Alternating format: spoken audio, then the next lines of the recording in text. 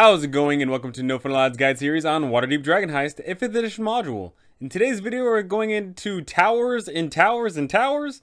Of course, there is going to be a ton of spoilers, so players do not watch this. But DMs don't want that added insight. Go and stick around because we have a lot to cover. And here it is, Kolat Towers, the home of Manshoon and the evil Zentarum. Well, usually Zentarum are always evil, but this is the particularly evil faction of the Zentarum here in Waterdeep. It is in here where we get a lot of juicy details about Manshoon, about the kind of character that he is, and he's kind of mean.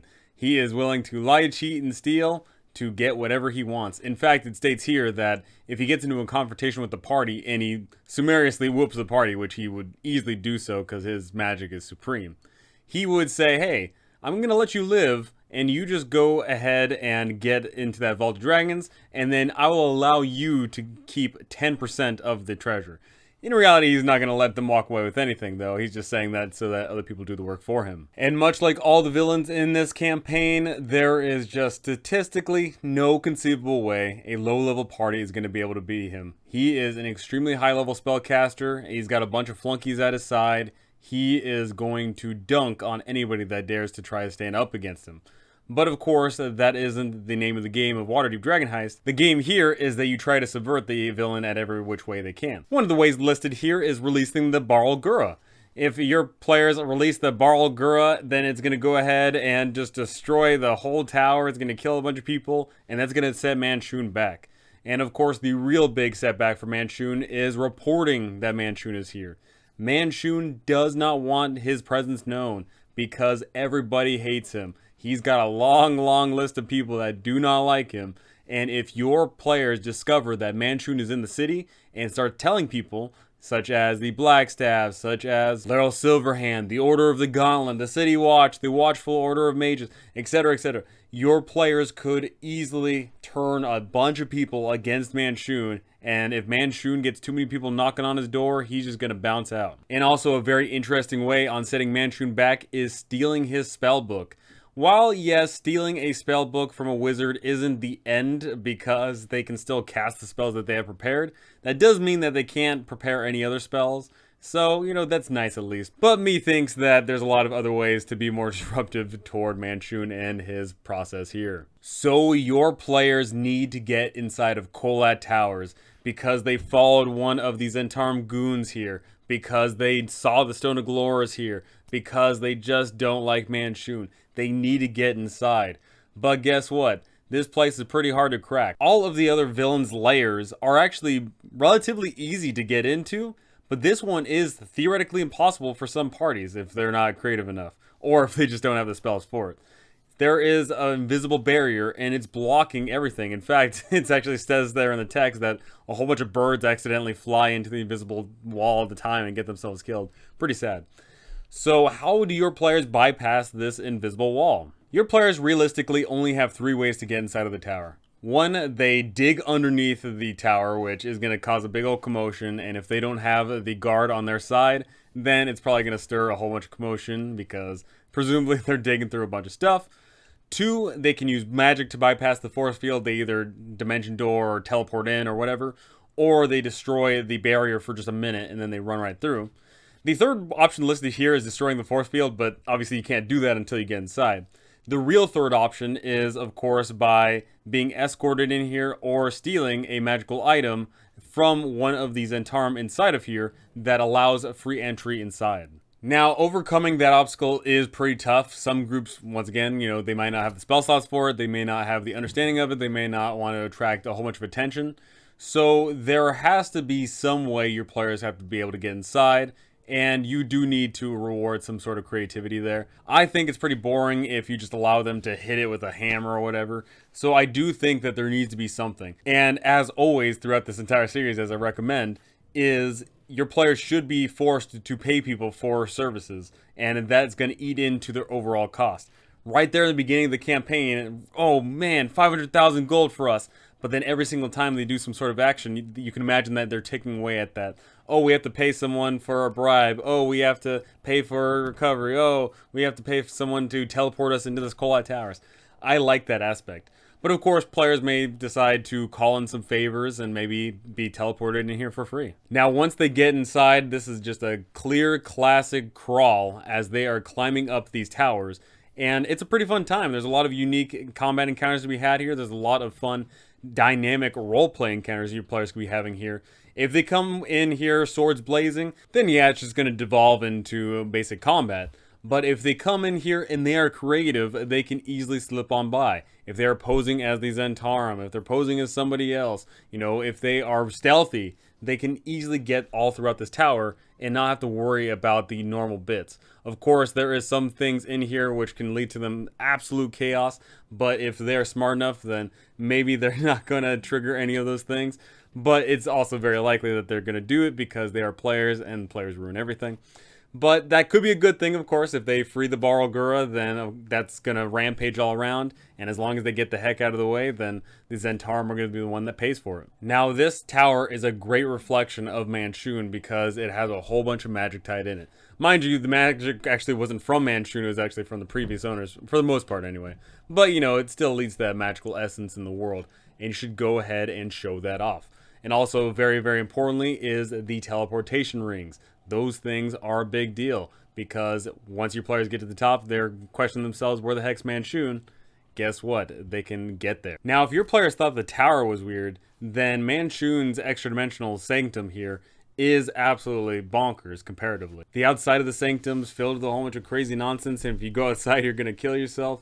And of course, there's just a whole bunch of agents in here, which are going to lead to, once more, a whole bunch of dynamic encounters, and hopefully lead to a whole bunch of fun roleplay. Now, something very important to note here is going in here to try and kill Manshoon is a fool's gambit, but coming in here to search around the area, try to loot the place, that is where the money's at. Your players could find a decent amount of information here, not only on Manshoon, but a whole bunch of inner workings in the city. And if your players are able to do so, they can come in here, steal a whole bunch of swag and goods, and get the heck out of here, and use that against Manshoon and other people later on. In fact, some of the information your players can find is on Masked Lords of Waterdeep. And with that information, your players could theoretically try to make some friends in high places, or they could try to blackmail, and that could lead to a whole bunch of fun scenarios later on, of course. That is an excellent time. We also have the Dead Winter Day Feast. So, this feels a little bit weird. I don't know why they exactly put it in here. It has nothing to do with Manshoon at all whatsoever. But basically, there's just a feast, and your player's tavern is going to get more business, and it's just a way for them to meet more people. I feel like they should have added this somewhere else in the book, but hey, it's there. You know, just a great little piece of information to make that tavern-owning business, you know, some fun times there. But my most favorite here is the Secret Simulacrum. At some point throughout the entirety of this adventure, Manshoon or Manshoon's goons or whoever could grab some pieces off of somebody, and at that point Manshoon can create a simulacrum of them, at which point that simulacrum is going to take over for that person in the party. There is so many different ways you can run this. It says here that you should talk to your player about it and then they should continue role-playing as normal, but now they're an evil simulacrum. I personally think that's kind of lame because, one, your player's going to inevitably metagame it, and two, I feel like there's just a lot of lost opportunity there. What I personally would recommend is, if you want this to happen, then you just simply replace someone with a simulacrum and have it pop up when it pops up. Have it be that the person is continuing to play their character as they would play their character, but if they were to drop to 0, then they transform into a pile of mush. Or, more importantly, if all of a sudden some Zentarum showed up, then you'd say, you turn on your friends. And then everyone's going to be like, what the heck? Including the player, which I think is really fun. And at which point, then you could flash over to where the real character is. And the real character could be here. Maybe they're tied up on a boat somewhere. You know, they could be a lot of different places. And I think that's a lot of fun, you know, role play and dynamic combat encounters going all around all over the place. But just make sure that when you do it, it's a fun, shocking moment, and make sure that you don't, you know, lose a bit of steam if you are going down this simulacrum route. Now, as mentioned before, Manshoon is going to stay here in the city until he gets to that gold because he wants to take over all of Waterdeep. That's his main goal.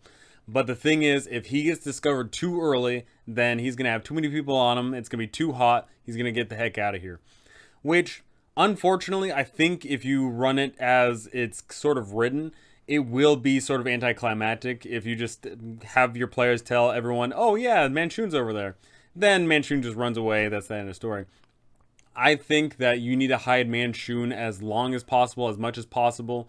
Maybe you can have some Manshoon simulacrums floating around the place, but make sure you rename them or they use code words or code names or something.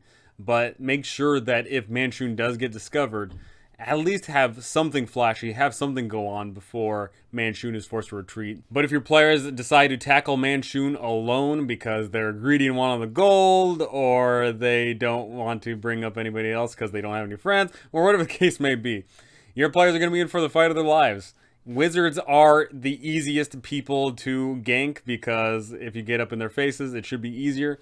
But as mentioned before, Manshoon is absolutely disgusting. I mean, just look at the spells that they have prepared. Power Word Kill, just auto-dead PC at this range. Feeble Mind, someone's just going to be a brain-dead character. Finger of Death, someone's going to turn into a zombie. That could actually be pretty cool, honestly. Manshoon would be able to kill a party of 4 in the span of 4 rounds, essentially. It just is not going to work, which is why you need to have some things in there. Manshoon is a wizard after all, so if your players are creative enough, they could say, hey, let's steal the thing out of his hand so he can't cast spells. Oh, let's steal his spell book. Oh, let's run away, you know. Hopefully your players are creative enough if they do try to get in some sort of entanglement, but my goodness, if they do, they're just going to be probably a bunch of dead PCs. But they shouldn't be dead, of course. Manshoon should just threaten them and then say, hey, you're just going to work for me now, and we'll call it even. And speaking of that whole working for Manshoon thing, Manshoon's just going to simply send them off to get the gold, and then Manshoon's forces are going to jump the party. But hopefully your players have enough friendly forces on their side so that Manshoon's forces are rebuffed back, and then your players can walk away with whatever gold that they can get away with. But the unique thing about Manshoon is this timeless character because, one, they are actually in-game wise super duper ancient. But 2 is the fact that Manshoon is a clone, and that this clone is creating clones. And not only is there this clone, but there's other clones. So the fact is your players could be theoretically having Manshoon as a thorn in their side forever and all of time if they don't get to the source. But if they expel the evil Zhentarim from Waterdeep, then maybe that'll be good enough. But of course, your players could leave Waterdeep at some point, and that could be a whole nother adventure. The whole draw for me with the Kolat Towers and the Manshoon Zhentarim is the Manshoon Zhentarim. There's a lot of fun agents you can use throughout the entirety of the campaign and the Kolat Towers itself. There's a lot of unique characters that you can keep on having be reoccurring and be fun antagonists or straight up villains to the party. And of course, if you feel like it, then Manshoon and Manshoon simulacrums could be showing up as well all the time, and that could be an absolute blast. Although I will say, it probably makes sense that Manshoon would never leave the tower. He'd probably just send simulacrums out there, just because Manshoon just wants to make doubly sure that he doesn't get caught. One of the big things to consider as well is if your players do come here to try and retrieve the Stone of Galore, yeah, getting into Kolat Towers is going to be a huge challenge. And yeah, climbing up the tower itself is going to be a huge challenge. But none of that is anywhere comparable to trying to fight Manshoon. Of course, if you have Manshoon just simply standing there in Area 12, and the Stone of Galore is in Area 13, then there's no way your players are going to be able to get there. So I would recommend either 1, having Manshoon move around his Sanctum, or 2, have the Stone of Galore maybe propped up somewhere else. But the other aspect of it is if Manshoon's forces have already gotten the gold, then what happens then? Manshoon is going to use that gold to bribe a bunch of people and then oust Laeral Silverhand once he's got all the dirt, which he does. But we don't get an exact time frame on that. I would leave it down to maybe a few days because it does make sense that there's a lot of gold to move here. So moving a lot of gold to bribe people, it's going to take time. But if Manshoon is successful, then bam, wouldn't you know it, all of a sudden Manshoon gets put in power in Waterdeep, and that could be a pretty bad thing, depending on your perspective of things. Of course, that is going to lead to a massive can of worms, but me thinks that there would be a resistance at the bare minimum, right? Of course, the Mass Lords of Waterdeep have their own sway, but there's also the fact that there is the heart of the people. So, 2 things to consider with that is, 1, does Manshoon become the public Lord of Waterdeep, or does he sort of operate in the shadows? And 2, is there a resistance that grows to try and oust the Manshoon? I think there's a lot of awesome things you can do with that. There could be a little civil war going on that could lead to a whole bunch of open slots there in the nobility, which your players could theoretically take in once they beat up on Manshoon. There's just a ton of great things to do with that.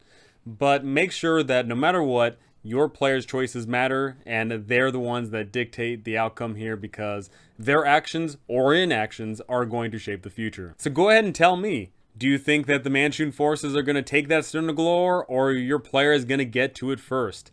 Is Manshoon going to make his presence known in the world, or is it going to be a secret to the bitter end? And is there going to be a civil war if Manshoon takes over Waterdeep?